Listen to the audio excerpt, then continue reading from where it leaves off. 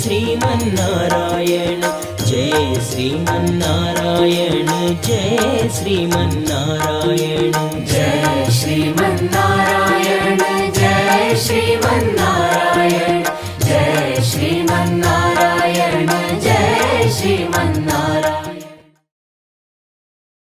ప్రియ భగవద్బంధువులారా, మీ అందరికీ కూడా మన్మథనామ సంవత్సరం కొత్త సంవత్సరం ఇది. ఉగాది సందర్భంగా అందరికీ కూడా మంచి ఫలాలు కలగాలి అని భగవంతుడిని ప్రార్థిస్తున్నాం. మీ అందరికీ మన్మథనామ సంవత్సర శుభకామనలు తెలియజేస్తూ, ఇప్పుట తీర్థగోష్ఠి ఆలస్యంగా మనకి జరిగింది. కారణం, ఉగాది రోజున మనం ఎలా అభ్యంజన స్నానం చేస్తామో స్వామికి కూడా ఉదయం అభిషేకం జరుగుతుంది, తిరుమంజనం అంటాం. ఆ కార్యక్రమం జరిగి మనకి ఇప్పుడే సేవను అందించాడు స్వామి రామచంద్రుడు. అందువల్ల ఆ అభిషేక తీర్థాన్ని, వేపపూత పచ్చడిని మనం ఇప్పుడు తీసుకున్నాం.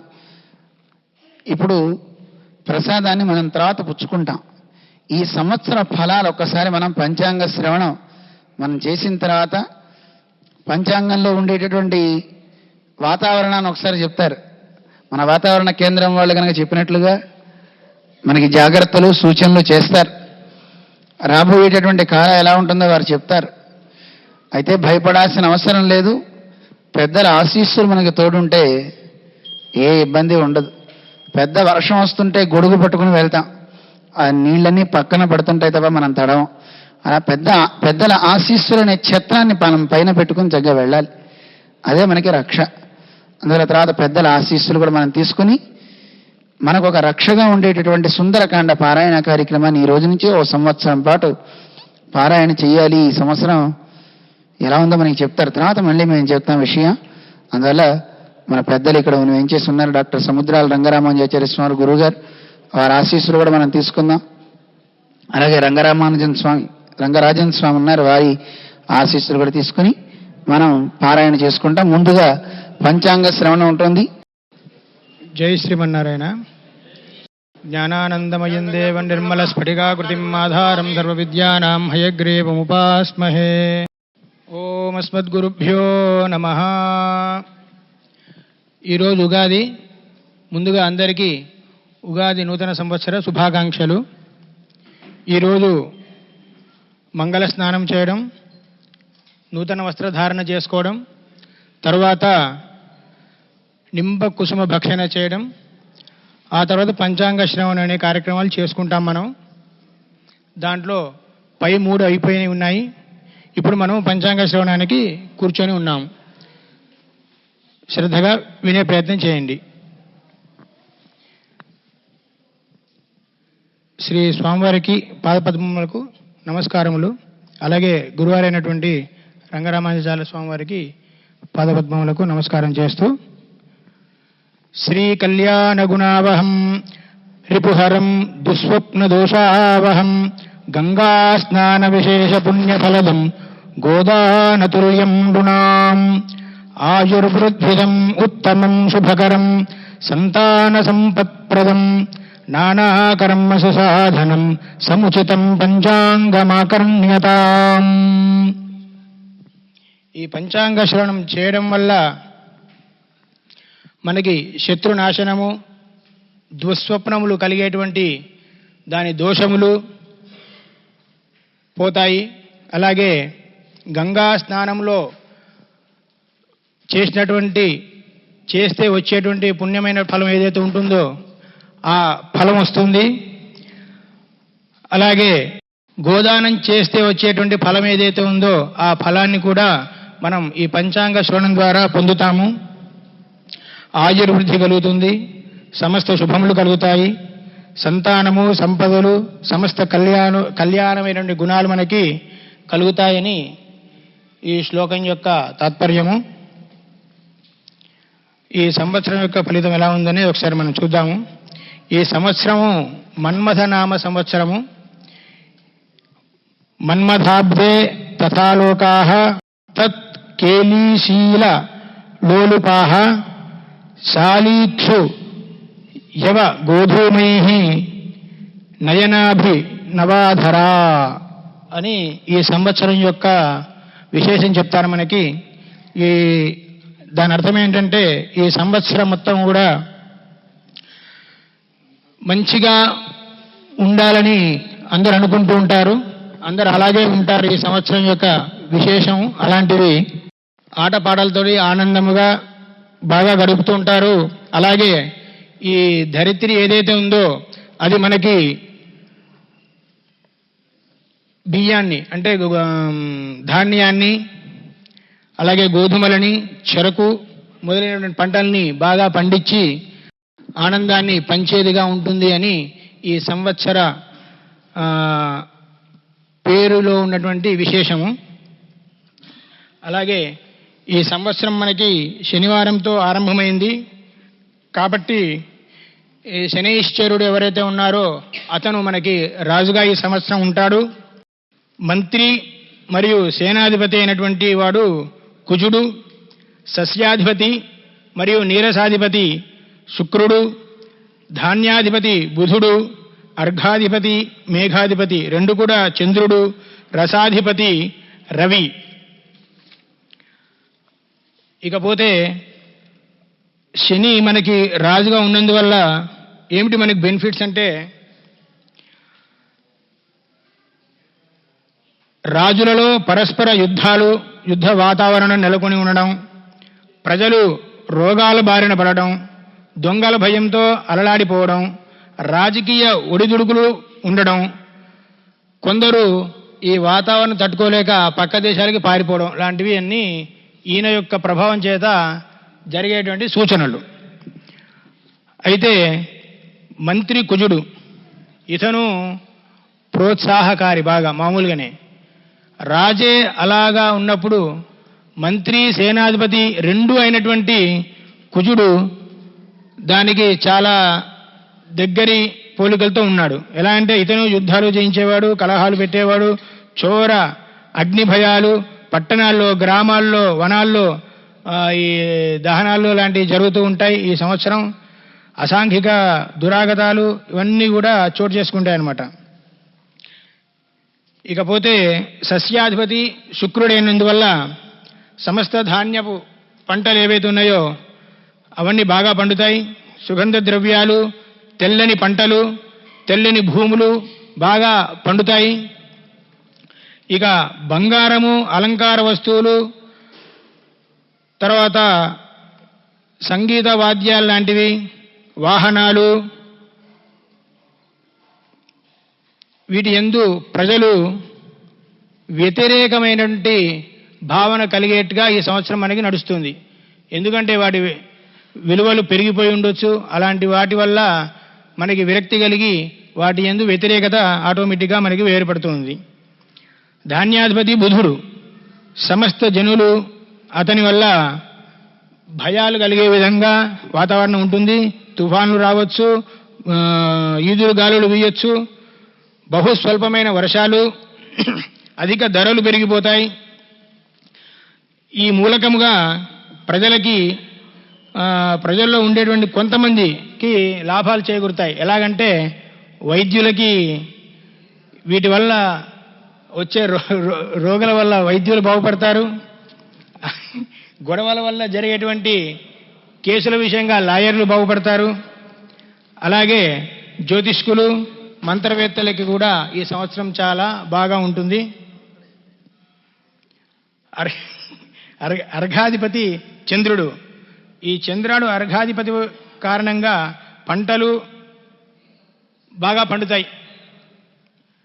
ఆభరణాలు, నూనె, నెయ్యి, వెన్న, పాలు, పెరుగు, బంగారం, వెండి వీటి ధరలు అధికంగా ఉంటాయి. మేఘాధిపతి కూడా చంద్రుడు. గోవులు విశేషంగా పాలిస్తాయి. సర్వదేశమందు కూడా సువృష్టిగా ఉంటుంది. మధ్య దేశంలో చాలా ఎక్కువగా ఈ సువృష్టి బాగా కలుగుతుంది. రసాధిపతి రవి. నువ్వులు, బెల్లం, ఉప్పు, తేనె, చింతపండు వీటి ధరలు మొత్తం తగ్గిపోతాయి, చాలా తగ్గుముఖంలో ఉంటాయి రవి వల్ల. నీరసాధిపతి శుక్రుడు. కర్పూరము, అగరబత్తులు, చందనము, బంగారము, వెండి, ముత్యాలు, వస్త్రాలు ఇవన్నీ కూడా బాగా లభిస్తాయి. కాకపోతే రేట్ ఎక్కువ ఉంటుంది. ఇక మనకి వాస్తు కర్తరి నిర్ణయాలకు వెళ్దాం. వైశాఖ పూర్ణిమ ఉదయం 4:40 డొల్లు కర్తరి ప్రవేశం. అంటే 4వ తారీఖు 5వ నెల 2015న వాస్తు పనులకి, అంటే ఇల్లులు కట్టడాలు లాంటివి, గుమ్మాలు ఎత్తుకోవడం లాంటివి, వాస్తుకు సంబంధించిన పనులు ఏవైతే ఉంటాయో, నిర్మాణానికి సంబంధించిన పనులన్నీ కూడా వాటికి ఇది విరామ సమయం అన్నమాట. 11/5/2015 వైశాఖ బహుళ అష్టమి రాత్రి 2 గంటల నుండి నిజకర్తరి ప్రవేశం. ఇది మళ్ళీ 29/5/2015 జ్యేష్ఠ శుద్ధ ఏకాదశి ప్రొద్దున 11:40 ఈ కర్తరి త్యాగం జరుగుతుంది. తర్వాత ఈ సంవత్సరం మనకి గురుమూఢము శుక్రమూఢము 2 ఉన్నాయి. 14వ తారీఖు 8వ నెల 2015 నిజ ఆషాఢ బహుళ అమావాస్య శుక్రవారం గురుమూఢము ఆరంభమవుతుంది. అంటే రవికి దగ్గరగా వచ్చినప్పుడు ఈ గురుగ్రహం ఏదైతే ఉంటుందో అది తన స్వభావాన్ని, శక్తిని కోల్పోతుంది, అస్తంగతుడు ఉంటాడు. ఆ సందర్భంలో ఈ మూఢాలు అనేవి మనకి ఏర్పడతాయి. గురువు తర్వాత శుక్రుడు కూడా శుభగ్రహములు. మనం చేసే ప్రతి కార్యక్రమంలో కానివ్వండి, ముహూర్తాల్లో కానివ్వండి, వాటి బలాన్ని మనం ఎక్కువగా చూసుకుంటాము. వాళ్ళు అస్తంగతంగా ఉన్నప్పుడు బలాన్ని ఇవ్వలేరు ఆ ముహూర్తానికి, కాబట్టి ఆ మూఢాన్ని మనం పాటిస్తూ ఉంటాం అన్నమాట. అది 14/8/2015 శుక్రమూఢము ఆరంభం మనకి. అలాగే 10/9/2015 శ్రావణ బహుళ ఏకాదశి బుధవారం నాడు ఆ గురుమూఢ త్యాగం ఉంది. శుక్రమూఢం వచ్చి 10/8/2015 నిజ ఆషాఢ బహుళ ద్వాదశి శుక్రవారం శుక్రమూఢ్యము ఆరంభమవుతుంది. 20/8/2015 శ్రావణ శుద్ధ సప్తమి నాడు శుక్రమూఢము మనకి త్యాగం ఉంటుంది. ఈ సంవత్సరం మనకి పుష్కరం కూడా ఉంది. యస్మిన్ దినే సురగురు సింహస్థితోపి యతో భవేత్ తస్మిన్స్తు గౌతమీ స్నానం కోటి జన్మాఘ నాశనం అని మనకి ఈ యొక్క శాస్త్రం చెప్తోంది. గురుడు సింహరాశి యందు ప్రవేశించి ఉన్నప్పుడు స్వర్గ పాతాల మర్త్యలోక సమస్త లోకాల యందు ఉన్నటువంటి పుణ్యతీర్థములన్నీ కూడా గోదావరి నది యందు చేరి ఉంటాయి. ఈ సమయంలో గోదావరి నది యందు స్నానం ఆచరించినటువంటి జనులందరికీ కూడా కోటి జన్మల యందు ఉన్నటువంటి దోషములు, పాపములు నాశనమైపోతాయని మనకి ఈ శాస్త్రం చెప్తోంది. అలాగే ఈ పుష్కర స్నానం చేయడం వల్ల అశ్వమేధ యాగం చేసినప్పుడు వచ్చేటువంటి ఫలితం ఏదైతే ఉంటుందో ఆ ఫలితాన్ని కూడా మనం పొందుతామని ఈ శాస్త్రంలో మనకి తెలియబడుతుంది. ఈ సంవత్సరం మనకి 2 గ్రహణాలు ఉన్నాయి. దాంట్లో చైత్ర శుద్ధ పూర్ణిమ శనివారం, అంటే 4/4 వచ్చే నెల 2015 నాడు మనకి రాహుగ్రస్త అపసవ్య చంద్రగ్రహణం ఉంది. ఇది మనకి ఒక 12-10 నిమిషాలు మాత్రమే కనబడుతుంది. అయినను దీన్ని పాటించాలి. హస్త నక్షత్రం వారు ఈ యొక్క రాశిని ఈ యొక్క గ్రహణాన్ని చూడకూడదు. అలాగే కన్యా తులా లగ్నముల యందు ఈ యొక్క గ్రహణం వచ్చి ఉన్నందున ఆ రాశుల వారు ఎవరైతే ఉన్నారో వాళ్ళు కూడా ఈ గ్రహణాన్ని చూడకూడదు. బాలలు, వృద్ధులు, రోగపీడితులు, తరువాత గర్భిణీ స్త్రీలు, వీళ్ళకి కొన్ని పట్టువిడుపులు ఉన్నాయి. తర్వాత గర్భిణీ స్త్రీలు 5 నెలలు దాటిన అయిన వాళ్ళు ఎవరైనా ఉన్నట్లయితే కనుక దీన్ని జాగ్రత్తగా పాటించాలి. కదలడం, తిరగడం లాంటివి చేయకూడదు. ఓ చెక్కబల మీద పడుకొని ఉండాలి. ఎలాంటి పనులు కూడా ఆ సమయంలో చేసుకోకుండా ఉండవాలి. తర్వాత సూర్యగ్రహణం వచ్చి మనకి మన్మథనామ సంవత్సర మాఘ బహుళ అమావాస్య బుధవారం పూర్వాభాద్ర నక్షత్రంలో వచ్చింది. అది కుంభలగ్నము మీనలగ్నం యందు కేంద్రీకృతమై ఉంది. ఇది మనకి 28 నిమిషాలు మాత్రమే కనబడుతుంది. దీనికి కూడా మనం పాటిస్తున్నాము. 9వ తారీఖు 3వ నెల 2016. కుంభరాశి వాళ్ళు, మీనరాశి వాళ్ళు, తర్వాత పూర్వాభాద్ర నక్షత్రం వాళ్ళు ఈ గ్రహణాన్ని చూడకుండా ఉండాలి. ఆ తర్వాత కంద ఆదాయ ఫలములు. దీంట్లో ఆదిశూన్యే మహావ్యాధి అని, మధ్యశూన్యే రుణాధికం అని, అంత్యశూన్యే ఫలం స్వల్పమని, త్రిశూన్యే నిష్ఫలం భవేతని మనకి 4 విధాలుగా చెప్పారు. మొదట 0 వస్తే గనక వ్యాధి ఉంటుందని, మధ్యలో 0 వస్తే అప్పుల బాధలు ఎక్కువ ఉంటాయని, చివర 0 ఉన్నట్టయితే ఫలం స్వల్పంగా ఉంటుందని, 3 0 వస్తే అసలు ఫలమే ఉండదని చెప్తున్నారు. ఇప్పుడు అశ్విని నక్షత్రం వారికి 7, 1, 3, భరణి 2, 2, 1, కృత్తికా నక్షత్రం వారికి 5, 0, 4, రోహిణి 0, 1, 2, మృగశిర 3, 2, 0, ఆర్ద్ర 6, 0, 3, పునర్వసు 1, 1, 1, పుష్యమి 4, 2, 4, ఆశ్లేష 7, 0, 2, మఖ 2, 1, 0, పుబ్బ 5, 2, 3, ఉత్తర ఫల్గుని 0, 0, 1, హస్తా నక్షత్రం వారు 3, 1, 4, చిత్త 6, 2, 2, స్వాతి 1, 0, 0, విశాఖ 4, 1, 3, అనురాధ 7, 2, 1, జ్యేష్ఠ 2, 0, 4, మూలా నక్షత్రం వారికి 5, 1, 2, పూర్వాషాఢ 0, 2, 0, ఉత్తరాషాఢ 3, 0, 3, శ్రవణం వారికి 6, 1, 1, ధనిష్ఠ 1, 2, 4, శతభిషం 4, 0, 2, పూర్వాభాద్ర 7, 1, 0, ఉత్తరాభాద్ర 2, 2, 3, రేవతి నక్షత్రం వారికి 5, 0, 1.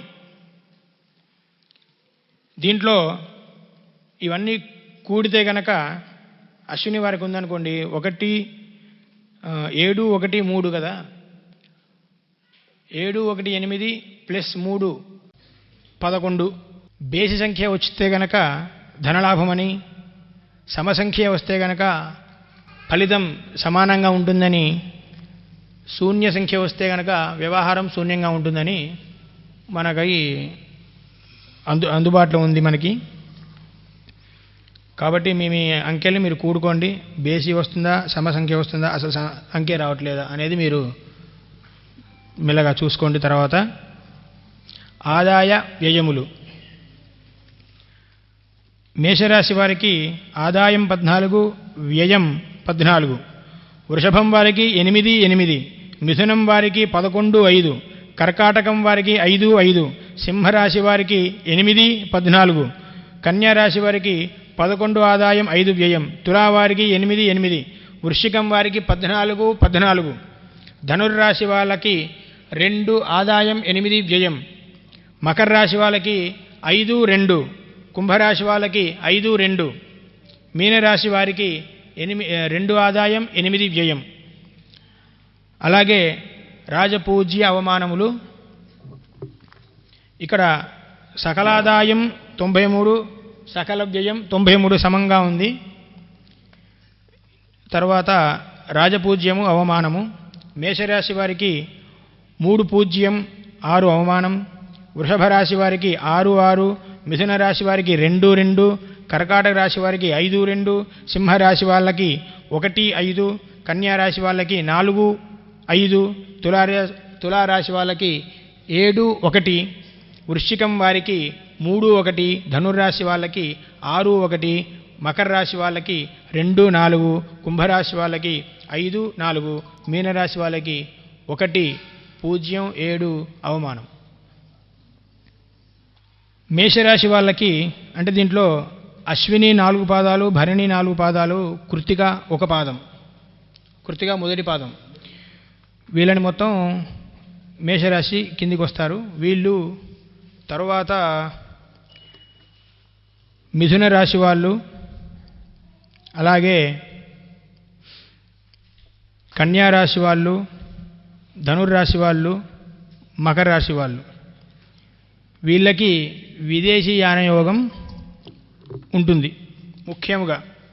ముఖ్యమైన మాత్రం చెప్తున్నాను. ఇంకా మిగతా ఉండవా అని అనుకోవద్దు. ముఖ్యంగా మీరు చూసుకోవాల్సినవి ఉంటాయి కాబట్టి అవి మీకు తెలియజేస్తున్నాను. అలాగే కన్యా రాశి వాళ్ళకి, మకర రాశి వాళ్ళకి వాళ్ళు చేసేటువంటి గవర్నమెంట్ ఉద్యోగస్తులైతే వాళ్ళకి ట్రాన్స్ఫర్స్ లాంటివి జరగవచ్చు. మేష, వృషభ, కర్కాటక, వృశ్చిక, కుంభరాశి వాళ్ళకి అధికార ప్రాప్తి ఉంది. అలాగే వాళ్ళకి గృహ సంబంధమైనటువంటి అంటే కొత్త ఇల్లులు కట్టుకోవచ్చు, గృహ ప్రవేశాదులు లాంటివి శుభకార్యాలు వాళ్ళ ఇండ్లలో జరిగే సూచనలు ఉన్నాయి. తర్వాత సింహరాశి వాళ్ళకి, తులారాశి వాళ్ళకి, వృశ్చిక రాశి వాళ్ళకి, ధనుర్రాశి వాళ్ళకి వివాహ బలం ఈ సంవత్సరం చాలా బాగా ఉంది. తరువాత మేషము, వృషభము, కర్కాటకము, సింహము, వృశ్చికము, ధనుస్సు, కుంభరాశి వాళ్ళకి ప్రమోషన్స్, ఉద్యోగంలో ఉండేటువంటి వాళ్ళు వాళ్ళ స్థాయి నుంచి పైకి ప్రమోట్ అయ్యే ఒక అవకాశం ఉంది. వాళ్ళకి చాలా బాగా ఉంటుంది ఈ సంవత్సరం. అలాగే వృషభ రాశి వారికి, వృశ్చిక రాశి వారికి, ధనుర్రాశి వారికి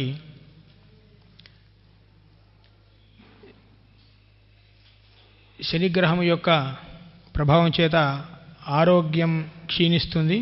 వీళ్ళు వారి యొక్క ఆరోగ్యం మీద శ్రద్ధ పెట్టవలసి ఉంటుంది. వృషభ రాశి వాళ్ళకి సప్తమ శని అవుతాడు, వృశ్చికం వారికి 7.5 అవుతాడు, ధనుర్రాశి వాళ్ళకు కూడా 7.5. కాబట్టి వీళ్ళు ఏలినాటి శని అంటాం కదా, కాబట్టి వీళ్ళు మీ సంప్రదాయానికి అనుగుణంగా సుదర్శన హోమాలు లాంటివి, సుదర్శన జపాలు లాంటివి, సుదర్శన కవచం లాంటిది, సుదర్శన శతకం, సుదర్శనుడికి సంబంధించినటువంటి ఏవైనా సరే మీరు పారాయణలు చేసుకుంటే బాగుంటుంది.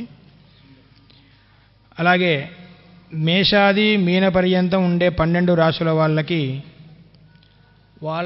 శుభము జరగాలి అని ఏమైనా చేసుకుంటే బాగుంటుంది అనుకునే వాళ్ళకి ఏమేం చేసుకుంటే బాగుంటుందో చెప్తాను, ఒకసారి మీరు అవి రాసి పెట్టుకోండి. మేషరాశి వారు ఆదిత్య హృదయము, శ్రీరామ రక్షాస్తోత్రము, మహాలక్ష్మి అష్టకమని ఈ 3 స్తోత్రం పారాయణ చేసుకోవడం మంచిది. అలాగే వృషభ రాశి వారికి సుందరకాండ పారాయణము, ఆదిత్య హృదయ పారాయణ చేసుకోవడం మంచిది. మిథున రాశి వారికి సుదర్శన శతకం మంచిది. కర్కాటక రాశి వారికి ఆదిత్య హృదయము, శ్రీరామ రక్షాస్తోత్రము, సింహరాశి వారికి సుందరకాండ 24 ఆవృత్తులు చేస్తే చాలా మంచిది. ఆదిత్య హృదయము, విష్ణు సహస్రనామము కూడా చదివితే మంచిది. కన్యా రాశి వారికి సౌలభ్య చూడామణి స్తోత్రం చదివితే మంచిది. తులారాశి వారికి ఆదిత్య హృదయము, సౌలభ్య చూడామణి మంచివి. అలాగే వృశ్చిక రాశి వారికి సుందరకాండ సప్తసర్గ చాలా మంచిది. ధనుర్రాశి వాళ్ళకి శ్రీరామ రక్షాస్తోత్రము, శ్రీ విష్ణు సహస్రనామ స్తోత్రం మంచిది. మకర రాశి వాళ్ళకి సుందరకాండ సప్తసర్గ పారాయణ మంచిది. కుంభరాశి వాళ్ళకి శ్రీరామ రక్షాస్తోత్రము, సుందరకాండ సంగ్రహంగా చదివితే మంచిది. అలాగే మీనరాశి వారు శ్రీరామ రక్షాస్తోత్రము, సౌలభ్య చూడామణి స్తోత్రాదులు పారాయణ చేసుకున్నట్టయితే వాళ్ళకి మొత్తంగా శుభము కలుగుతుందని మీకు ఈ పంచాంగ శ్రవణం ద్వారా తెలియజేయడం జరుగుతోంది. సర్వే జనాః సుఖినో భవంతు. మీరు ఈ రామచంద్ర స్వామి అనుగ్రహం చేత మీ కార్యాలని సఫలం చేసుకోవాలని ప్రార్థన చేస్తూ ముగిస్తున్నాను. స్వస్తి ప్రజాభ్య పరిపాలయంతాం న్యాయేన మార్గేణ మహిం మహిషాః గోబ్రాహ్మణేభ్య శుభమస్తు నిత్యం. లోకాః సమస్తాః సుఖినో భవంతు. జై శ్రీమన్నారాయణ. పంచాంగ శ్రవణం మనం చేశాం. రాజు శని అని చెప్పారు మనకి. అసలు రాజు నిర్ణయం ఎలా అవుతారు అంటే, ఏ రోజైతే గనక కొత్త పండగ వస్తుందో, ఉగాది వస్తుందో, ఆ రోజు ఉండేటువంటి వారాధిపతి ఎవరో ఆయనే రాజు అవుతాడు. అందువల్ల ఈసారి శనివారం రోజు వచ్చింది కనుక శని రాజు అయ్యాడు. యథా రాజా తథా ప్రజ అన్నట్లుగా రాజు ఎలా ఉంటే ప్రజలు కూడా అలాగే ఉంటారు. అందువల్ల రాజు మంచివాడు అవ్వాలి. రాజా వ్యాఘ్ర రూపేణ అన్నట్లుగా రాజే ఓ పులిలా మీద పడ్డాడు అనుకోండి, అందరినీ పీడించుకు తింటే మిగతా వాళ్ళంతా కూడా ఎలా తయారవుతారు? వాళ్ళు అలాగే చోరుల్లాగా అన్ని రకాల అందరినీ పీడించుకు తినేవాళ్ళ తయారవుతారు. శని చాలామంది చెడ్డవాడు అనుకుంటారు. శని చాలా మంచివాడు. ఏ గ్రహమైనా చెడ్డది ఎప్పుడు కాదు. గ్రహాలన్నీ కూడా భగవంతుని ఆజ్ఞని పాలించేవి. భగవంతుడు ఎవడికి వాడి కర్మను అనుభవించడానికి నియోగించాడు వీళ్ళందరి యొక్క కర్మని తొలగించండి అని. మన కర్మని తొలగించడానికి ఉండేటువంటి డాక్టర్స్ లాంటి వాళ్ళు అనమాట వీళ్ళంతా.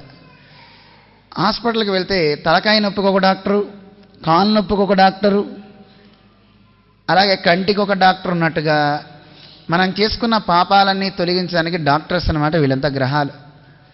ఆ గ్రహం పాపం ఉన్నాడు నన్ను ఇబ్బంది పెడుతున్నాడని మనం అనుకుంటాం.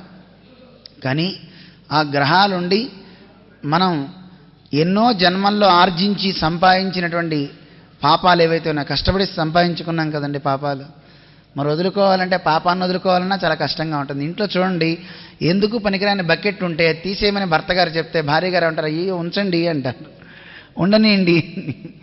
దానివల్ల ప్రయోజనం ఏం లేకపోయినా ఉంటే బాగుండు అనిపిస్తుంది. అలాగే మన పాపాలన్నీ కూడా పేరుకుపోయి బోళ్ళు అని ఉన్నాయి. ఆ పాపాలన్నీ తొలగించుకోవాలి. మనిషి బాగుపడాలి అంటే పుణ్యమైన పాపమైన రెండు అడ్డే. పుణ్య పాపే విధూయ నిరంజన పరమం సామ్యముపైతి అని మనకు ఉపనిషత్తులు చెప్తున్నాయి. పుణ్యము పాపము రెండు మనకు అడ్డు. అవి రెండు తొలగితే అప్పుడు నువ్వు భగవంతుని దగ్గరికి చేరతావు. అందువల్ల పుణ్య పాపాలు రెండు తొలగాలి. అవి తొలగాలంటే ఊరికినే తొలగవు. ఒంట మీద ఇష్టం లేకపోతే గొడ్డ తీసేస్తాం. పాపాన్ని పుణ్యాన్ని అలా తీయగలమా? పాపము పుణ్యము అనుభవిస్తే తప్ప పోవు. చేసేటప్పుడు అన్నీ ఆనందంగానే ఉంటాయి. ఏది పాప పనైనా ఆ కర్మ చేసేటప్పుడు నీకు ఇష్టం కదా అని నువ్వు చేస్తావు, దాని తర్వాత అనుభవించేదో నీకుండే కోపం వల్ల, ప్రేమ వల్ల, ఏదో ఒక అభినివేశం వల్ల మనిషి తొందరపడి చేసేస్తాడు. దానివల్ల తర్వాత ఫలాలు అనుభవించక తప్పదు. అందువల్ల అవన్నీ అనుభవం చేయించేయండి గ్రహాధిపతులు అనమాట వీళ్ళంతా కూడా గ్రహాలు. అయితే ఈ సంవత్సరం శని రాజవటం వల్ల, అందులోనూ ఈ సంవత్సరంలో వృశ్చిక రాశిలో శని ప్రవేశించి ఉన్నాడు. దానివల్ల దేశానికి పట్టినటువంటి, ప్రపంచానికి పట్టిన దారిద్ర్యాన్ని తొలగిస్తాడు, పాపాన్ని కడుగుతాడు. మరి కడిగేటప్పుడు కొన్ని ఇబ్బందులు తప్పవు, చాలా ఇబ్బందులు ఉంటాయి. సునామీ వస్తుందని లేదు తుఫాన్ వస్తుందని ముందే తెలిస్తే హెచ్చరికలు జారీ చేస్తారు చూడండి ప్రభుత్వం వారు. పలానా ప్రాంతంలో సునామీ రాబోతోంది, తుఫాన్ వస్తుంది అనగానే అక్కడ ఉన్న వాళ్ళంతా వెళ్ళిపోతారు. జాగ్రత్తగా మంచి సురక్షిత ప్రాంతాలకు వెళ్తారు. ఒకవేళ ఎవరైనా ఉన్నా ఆ పెద్ద గాలి వస్తే ఆ గాలికి ఇబ్బంది లేనట్లుగా ఇంటిని నిర్మాణం చేసేసుకొని జాగ్రత్తగా అందులో ఉంటారు. అలాగా మనకు కూడా ఈ సంవత్సరం జాతకరీత్యా చాలా ఇబ్బందులు ఉన్నాయి అని చెప్తున్నారు శని ప్రభావం చేత. ఇందాక ఆదాయ వ్యయాలు చదివారు ఆయన. ఆదాయం 1, వ్యయం 8 అని. ఆదాయం లేనిది ఎక్కడ ఖర్చు పెడతాం అంటే, వ్యయం దేనికి అంత పెట్టారు అంటే దానికి మన పెద్దలు అందంగా చెప్తారు, మంచికి ఖర్చు పెట్టేది వాడు కొంచెమే, వృధా ఖర్చులు ఎక్కువ పెడతాడు అలా అన్నమాట. అందువల్ల మనం మంచికి ఖర్చు పెట్టే కొద్దీ చెడుగా పోదు. మంచికి ఖర్చు పెడితే అది ఆదాయమే. అర్థమవుతుందా? ఒక పూజకు కానీ, ఓ పునస్కారానికి కానీ, ఓ లేనివాడికి దానం చేయటం కానీ, ఓ చదువు లేనివాడికి చదువు చెప్పించడం కోసం కానీ మీరు ధనాన్ని వెచ్చించారా? ఆ వెచ్చించింది వ్యయమే, ఖర్చే, కానీ అది నీకు ఆదాయమై, ఆదాయం ఎలా అవుతుందంటే అది పుణ్యం వస్తుంది. పుణ్యం వస్తే మళ్ళీ డబ్బు వస్తుంది. ఎక్కడ పుణ్యం మనం మంచి చేస్తామో ఆ మంచి మళ్ళీ నీకు ఏదో రూపేణా భగవంతుడు నీకు సంకల్పించి నీకు భోగాన్ని ఇస్తాడు అని మన శాస్త్రాలు చెప్తున్నాయి. అందుకే మంచి చేయండి అని చెప్తారు. 10 మందికి మంచి చేయాలని.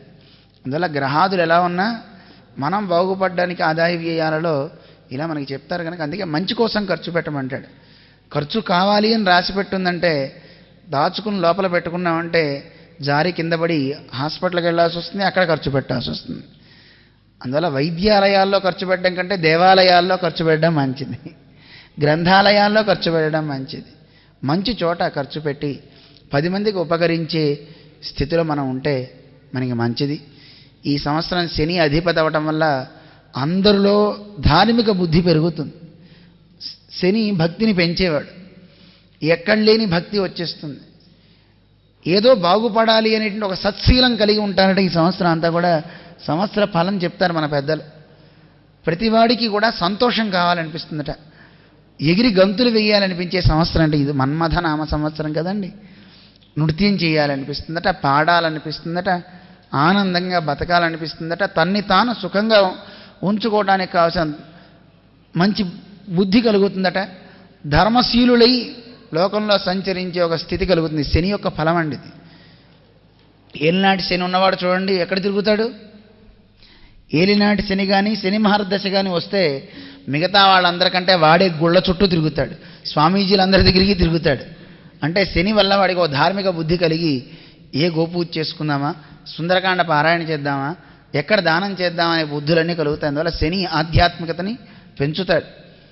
దానికి తోడు ఇంకోటి ఏంటో తెలిసినా అండి, రాజు ఆయనైతే మంత్రి సేనాధ్యక్షుడు కుజుడయ్యాడు. కుజగ్రహం మామూలుగా ఏ గ్రహంతో కలిస్తే ఆ గ్రహానికి ఒక ప్రేరకాన్ని ఇచ్చేటటువంటిది కుజుడు. ఒక రాకెట్ పైకి ఎగరాలంటే వెనక బూస్టర్స్ అని కొన్ని పెడతారు. అది కింద పడిపోయేటప్పుడు ముందు దాన్ని తోసి కిందకి అది పడిపోతుంటుంది, మళ్ళీ ఇంకో బూస్టర్ ఉంటుంది, అది తోస్తుంది, కొన్ని వేల కిలోమీటర్లు అది పైకి వెళ్ళిపోతుంది, ఇది కింద పడిపోతుంటుంది. అలాగా ఈ కుజగ్రహం కింద పడదు, ఎంతసేపు తోస్తూనే ఉంటుంది. పాపగ్రహం తోడైందా పాపాన్ని ఇంకా ఎక్కువ చేయిస్తుంటుంది. పుణ్యగ్రహంతో కూడిందా కుజగ్రహం వాడి చేత అద్భుతమైన మంచి కార్యాలు చేయిస్తుంటుంది. అందువల్ల కుజుడు సైన్యాధ్యక్షుడయ్యాడు, మంత్రి అయ్యాడు. దీనివల్ల కుజుడు శని యొక్క ప్రభావాన్ని ఆయన ఏం చేద్దాం అనుకుంటే చేసేయి, నీకెందుకు నేనున్నా అని తోస్తుంటాడు. శని చాలా మందంగా నడిచేవాడు, స్లోగా నడిచేవాడు. అలాంటి ఆయనకి మంత్రి సేనాధ్యక్షుడు ఇతను అవటం వల్ల శని కొంచెం కొంచెం చేద్దాం అనుకుంటే ఈయన ఎక్కువ చేయిస్తాడు కుజుడు. అందువల్ల చాలా జాగ్రత్తగా ఉండాలి. అన్ని రకాల జాగ్రత్త ఏమిటో తెలిసిన, నోరు మూసుకుని ఉంటే చాలా గొప్పవాళ్ళం అవుతాం. నోటిని కట్టేసుకుంటే బాగుంటుంది, ఆరోగ్యం బాగుంటుంది, ఎదుటివాడి దగ్గరించి సమ్మానాలు వస్తాయి. అందువల్ల మనకి వాంగ్ నియమం చాలా అవసరం. అందుకే ఈ వాక్కుని కట్టేసుకుని కూర్చోలేం గనక నోటితో అనవసరమైనవి మాట్లాడే బదులు మంచి మాటలు మాట్లాడదాం, మంచి స్తోత్రాలు చదువుదాం. అందుకే ఈ సంవత్సరం ఎవ్వరికీ అంత మంచిగా లేదు కనుక మన చిన్నజీయర స్వామి వారు సంవత్సరం పాటు దీక్షను పెట్టుకున్నారు. లోకం కోసం బాగుండాలి అనే ఉద్దేశంతో సుందరకాండ పారాయణ కార్యక్రమాన్ని మన స్వామివారు సంకల్పించి ఉగాది రోజు నుంచి మళ్ళీ ఉగాది వరకు పారాయణ ఈ మన్మథనామ సంవత్సరం అంతా. మిగతా కార్యక్రమాలు చాలా ఉన్నాయి. శాంతి సుందరం అనే పేరుతో చక్కగా చేస్తున్నారు స్వామివారు.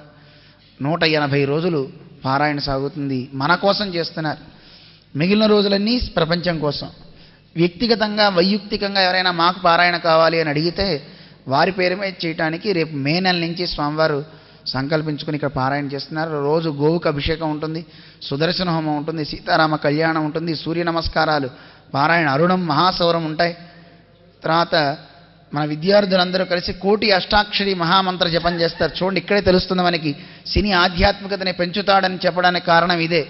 ఇంకొకటి చెప్తా, మన్మథనామ సంవత్సరం అందరూ ఆనందంగా నృత్యం చేస్తారు, గీతాలు పాడతారని చెప్పాం కదండి. దాని ప్రభావం ముందే చూపించేసింది. మనం సహస్ర గళార్చన చేస్తున్నాం. ప్రతి నెల ఒక ఊళ్ళో ఒక జిల్లాలో 1000 మందితో గానం, 1000 మందితో నృత్యం. చూడండి, కాకతాళీయంగా భగవంతుడు సంకల్పించి, ఒరే పబ్బుల్లోనూ గిబ్బుల్లోనూ ఎగిరే వాళ్ళందరినీ పిలుచుకురా, నా ముందు చేయమను నాట్యం, నా ముందు పాడమను కీర్తనలు, వాళ్ళందరినీ నేను తరింపజేస్తా అని భగవంతుడు సంకల్పించుకున్నాడేమో తెలియదు. అలా కార్యక్రమం చక్కగా రూపొందింపజేసుకున్నారు. ఈ నెల 19వ తారీఖు, ఏప్రిల్ 19, అంటే వచ్చే నెల 19 మనకి హైదరాబాద్లో జరుగుతుంది. కూకట్పల్లిలో రామానుజ రథోత్సవం అన్నమాట, ఒక అద్భుతమైన కార్యక్రమం. మీకు వాటి కూడా కరపత్రాలు తొందరలో అందిస్తాం. అటువంటి మంచి కార్యక్రమాలు, మంచి ధార్మికతని పెంచే అద్భుతమైన కార్యక్రమాలు జరుగుతున్నాయి. మన్మధుడు ఆయన యొక్క దుష్పరిణామాలు మన మీద కలగకుండా రామానుజుల వారే మనకి రక్షగా ఉంటారు. మదన కథనై నక్లిష్యంతే యతీశ్వర సంశ్రయా అంటారు. రామానుజులను ఆశ్రయించుకున్న వారికి మన్మధుడి యొక్క నాట్యపు తాకిడి మనకి తగలదు, అది మనకి ఇబ్బంది చేయదు. అందువల్ల రామానుజుల్ని ఎవరు శరణ వేడతారో వారికి మన్మథనామ సంవత్సరం అంతా కూడా శుభంగా ఉంటుంది. మన్మధుడు అంటే నమ్మాళ్ళవార్లు కూడా పేరుంది. మన్మధుడికి పేరులో మదనో మన్మధో మారహ అంటారు. మారన్ అంటే నమ్మాళ్ళవార్లు. అందువల్ల నమ్మాళ్ళవార్లు మనందరికీ కూడా భగవంతుని యొక్క శ్రీచరణాలని అందించి మనల్ని మంచి త్రోవలో నడుపుతారు. ఆయన శ్రీ సూక్తులు స్మరించుకున్న వాడికి మంచి జరుగుతుంది. అటువంటి మంచి మాసం మన్మథనామ సంవత్సరం ఎంత అద్భుతమైన మాసమో, అదే సంవత్సరమో. అటువంటి సంవత్సరం శుభంగా ఉండాలని మన గురువుగారి యొక్క ఆశీస్సులు మనం తీసుకుందాం. ఉభయ వేదాంత ప్రవర్తకాచార్యులు మన ఇక్కడ ఎందరికో మా అందరికీ చక్కని విద్యను అందిస్తూ చక్కని మార్గనిర్దేశం చేసేటటువంటి శాస్త్ర రత్నాకరులు మా రంగరామానుజాచార్య స్వామి వారు మంగళాశీస్సులను ఇవ్వవలసింది అని ఆహ్వానిస్తున్నాం. జై శ్రీమన్నారాయణ. జై శ్రీమన్నారాయణ.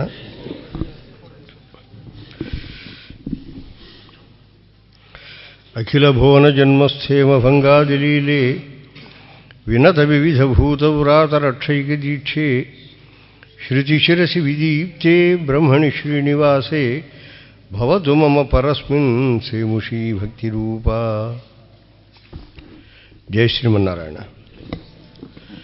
మన్మథనామ సంవత్సర పురస్కృతంగా మీ అందరికీ అనేకములైనటువంటి శుభకామనలు అందజేస్తున్నాం.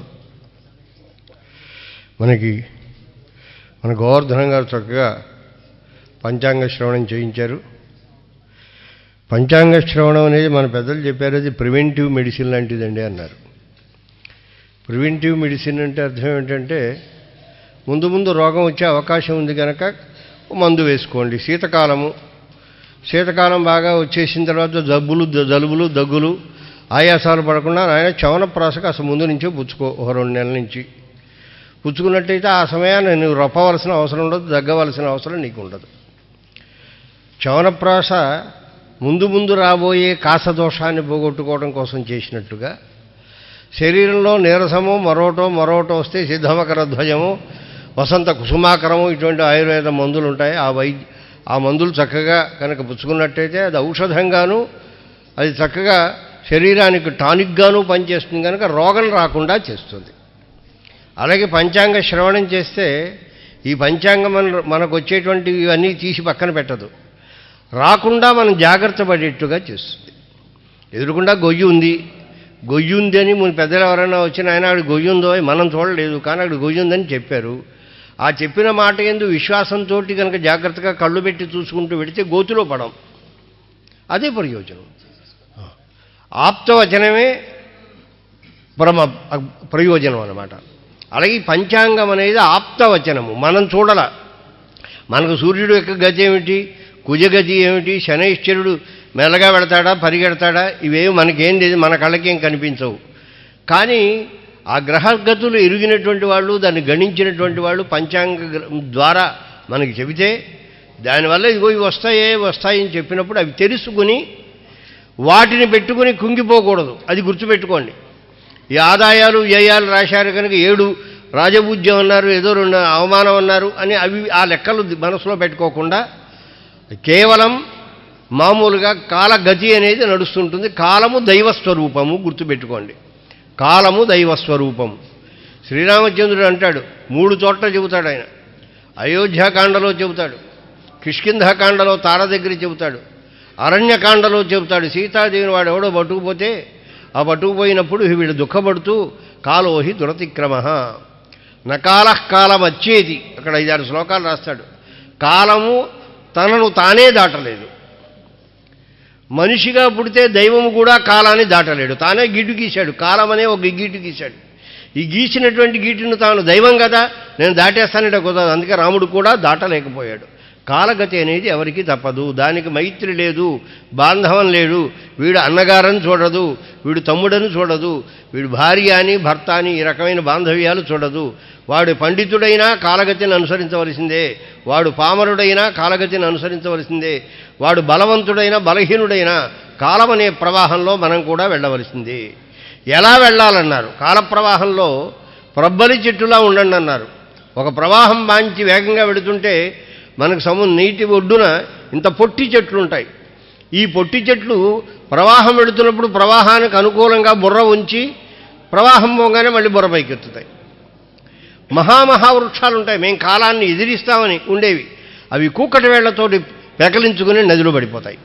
అందులో ప్రవాహానికి గొప్పతనం మేము బుర్ర ఎత్తుకుని మేము ఎదిరిస్తామంటే ఎదిరించేవాడు కాదు.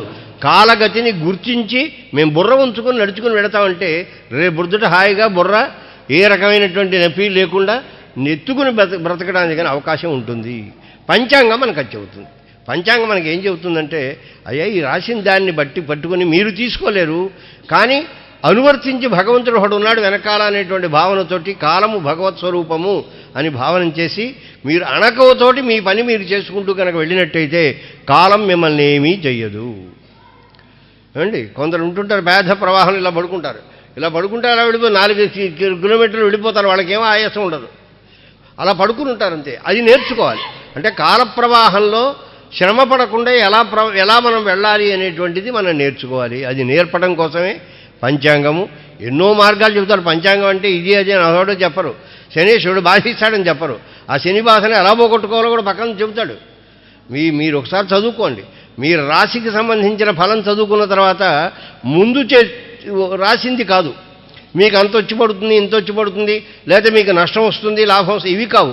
చిట్ట మీరు ఏమి చేస్తే మీకు కలిగేటువంటి దోషములు పరిహరింపబడతాయో ఫలాని స్తోత్రం చేయండి, లేదా ఫలాని స్వామిని సేవించండి, ఫలాని విధమైనటువంటి నియమాన్ని పాటించండి అని చెప్పినది ఆ చిట్ట చివరి 2 వాక్యాలు ఉంటాయి.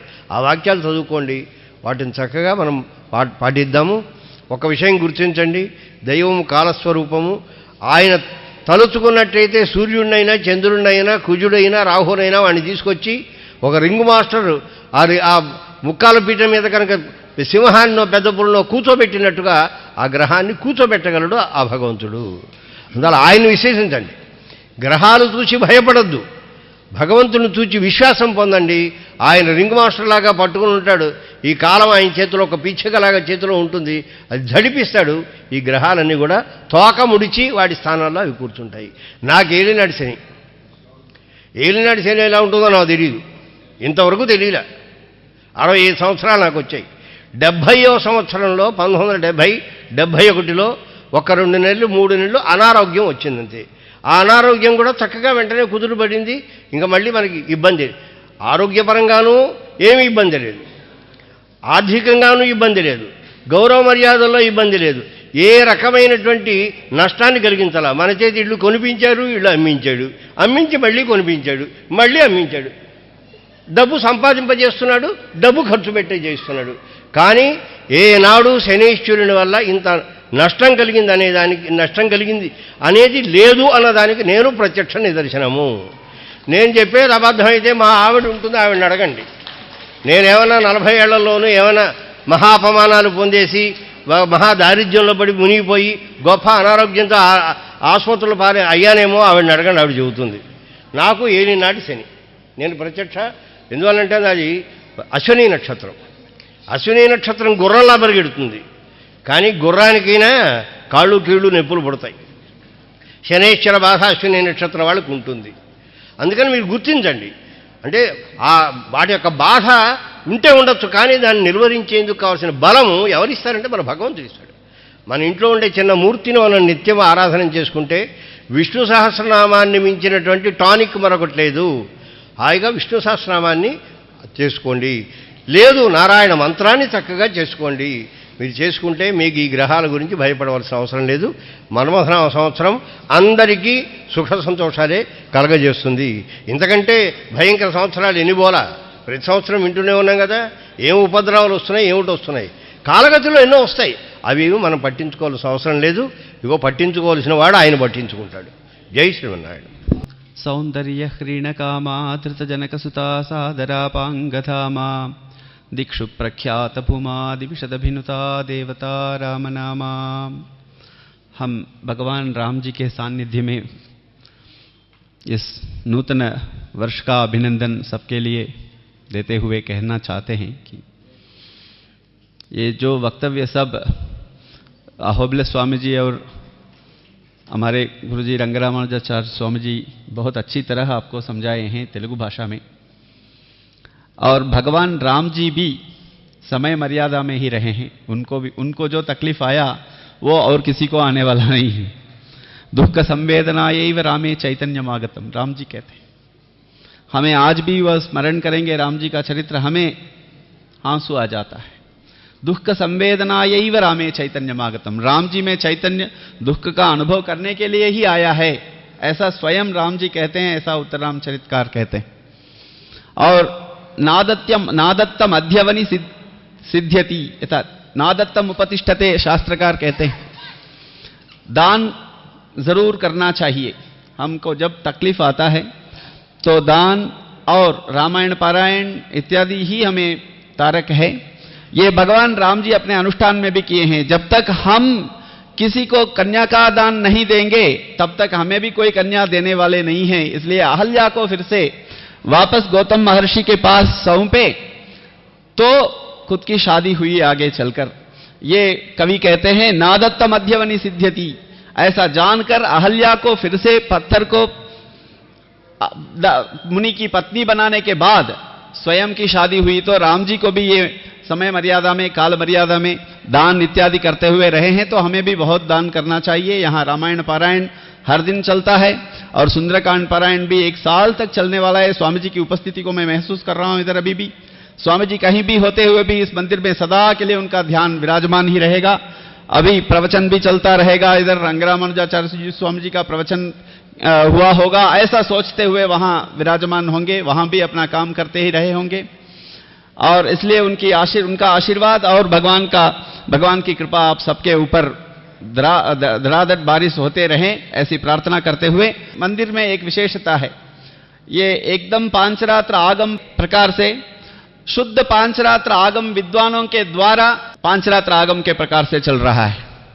और राम जी की मूर्ति देखिए, वो ऐसे ही कितना आजानुबाहु है, तो यहां भी उतना आजानुबाहु ही भगवान हमारे लिए दर्शन दे रहे हैं कि यहां दर्शन करने के बाद राम जी का जो बहुत सारे स्थल भी याद आ जाते हैं कि हां यहां जैसे ही वहां भी हैं, वहां जैसे। परंतु इनके साथ तुलना करने में मुझे भी क्षमता नहीं होती है। इतना सुंदर राम जी भगवान इधर विराजमान है, आप सबको कल्याण करने के लिए ही इधर विराजमान है। इसलिए ग्रह सब, और ग्रहों के बारे में गृह्णन्ति इति ग्रहाः, और वहां व्याख्यान में भी देखिए किसी को तकलीफ देने के लिए नहीं है, ग्रहण करते हैं, अपने कंट्रोल में रखते हैं बस। गृह्णन्ति इति ग्रहाः, किसी को तकलीफ देने के लिए ग्रह नहीं काम करते हैं। और जैसे रंगरामानुजाचार्य स्वामी जी अपने ग्रहों की परिस्थिति के बारे में, अपने अनुभवों के बारे में बताए, वैसे मेरे भी अनुभव में शनैश्चर ग्रह के समय में बहुत स्थान परिवर्तन करता रहता है, परंतु एक से एक प्रगति ही होती है, कहीं अवगति नहीं होती है, दुर्गति नहीं होती है, कि जहां भी हम लोगों को सेवा और अच्छा ही कर पाते हैं।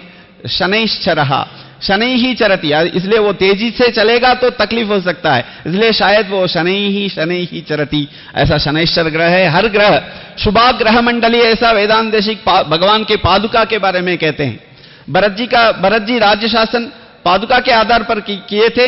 वो सब ग्रहों का मंडली है, शनैश्चरणोचिता, वो पादुका भी शनै ही, भगवान जैसे चलते हैं वैसे चलने वाला। हर शब्द, हर ग्रहों का शब्द को भगवान के पादुका में, दिव्य पादुका में भी हम देखते हैं गुणों को।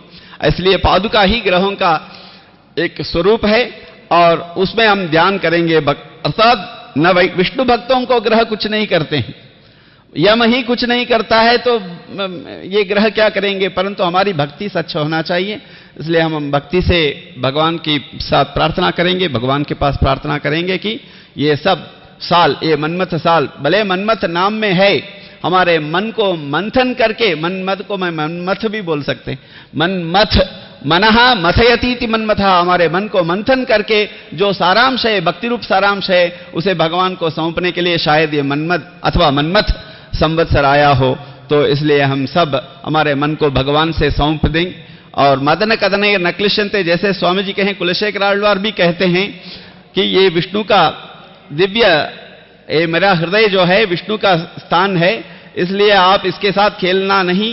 एक ऑलरेडी शिव जी के साथ मनमथ खेलते हुए जो प्राप्त किया है स्थिति, वो याद रखना कि हमारा मन तो भगवान का स्थान है, इसलिए इसके साथ कोई छेड़छाड़ नहीं करना, ऐसा मनमथ जी को कहते हैं।